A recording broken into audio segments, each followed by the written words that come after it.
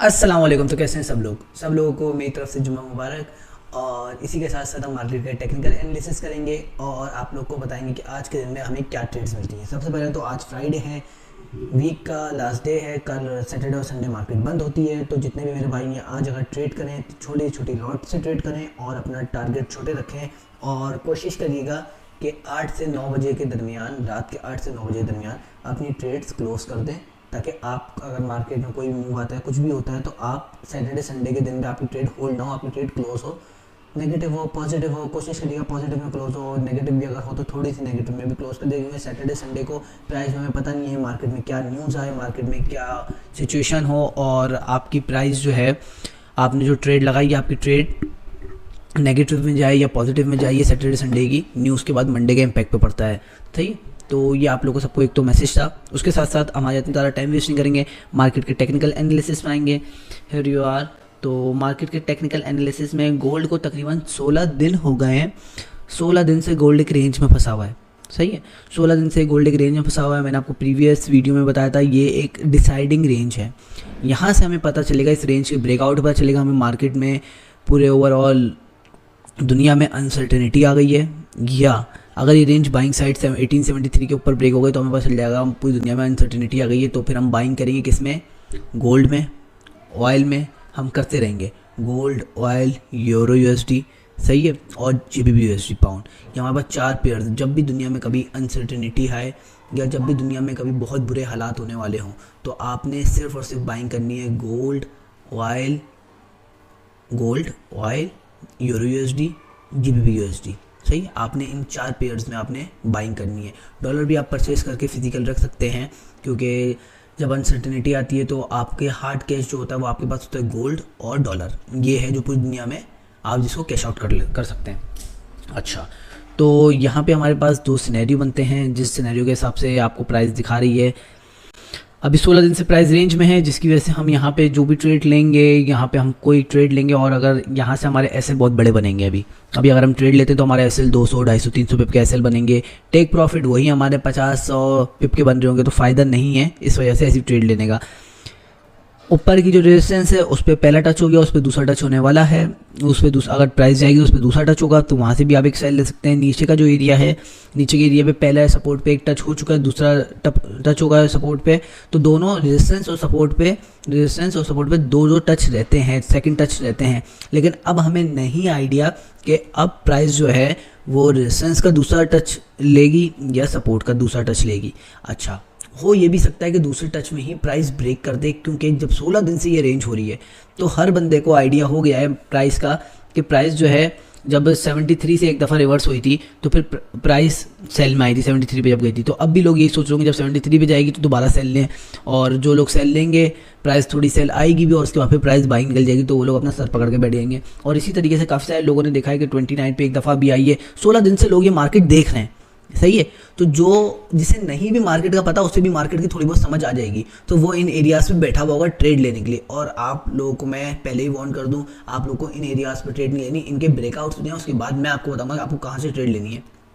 क्योंकि अगर इन एरियाज़ पे आप ट्रेड लेंगे तो लॉस हो सकता है, बहुत बड़ा लॉस हो सकता है। या आपको अभी मैं बता दूँ, आपको कोई नहीं बताएगा, बड़े से बड़ा फाइनेंशियल एनालिस्ट आपको नहीं बताएगा, कोई भी आपको ये चीज़ नहीं बताएगा जो चीज़ मैं भी आपको बता रहा हूँ गोल्ड की। सही है, तो आप लोग के सामने गोल्ड ये है। इस सिचुएशन में H4 में आ जाते हैं। H4 में भी देखें एक रेंजिंग सिचुएशन में गोल्ड फंसा हुआ है। गोल्ड ने अभी कोई ब्रेकआउट नहीं दिया। गोल्ड ने यहाँ पे बाइंग में जाते जाते एक लो बनाया, लेकिन ये इसका रिट्रेसमेंट एरिया भी था। अच्छा, उसके बाद गोल्ड ने एक हाई बनाया। प्रॉबेबली चांसेस हैं कि गोल्ड बाइंग साइड पे जाए, लेकिन जो अगर हम D1 और वीक 1 का चार्ट देखते हैं तो वीक 1 का चार्ट हमें सेलिंग साइड इंडिकेशन दे रहा है।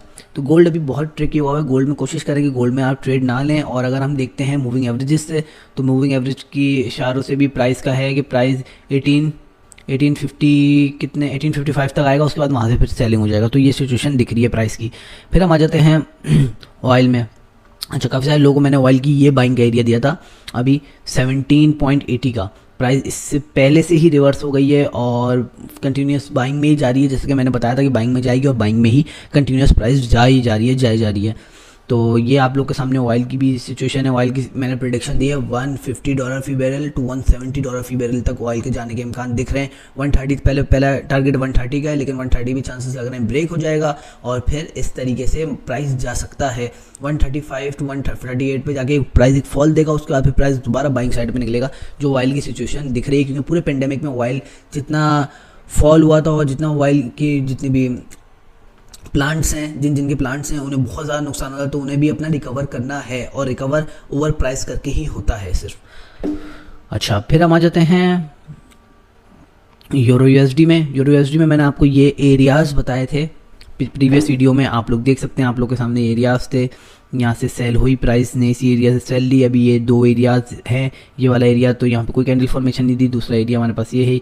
यहाँ पे अगर कोई कैंडल फॉर्मेशन देती है तो यूरो यूएसडी फर्दर बाय में जाएगी, अदरवाइज यूरो यूएसडी बाइंग में नहीं जाएगी अगर ये एरिया भी ब्रेक हो गया तो। सही है, एरिया देखना है, एरिया ब्रेकआउट देखना है। अगर एरिया ब्रेक नहीं हुआ और एरिया के ऊपर प्राइस ने कैंडल बनाई, उसके बाद हमें बाइंग करनी है। अदरवाइज अगर ब्रेकआउट हो गया तो फिर वेट करेंगे, फिर सेलिंग ढूंढेंगे। वो मैं आपको बताऊँगा सेलिंग हमें कहाँ से ढूंढनी है। अच्छा, फिर हम आ जाते हैं बिटकॉइन में।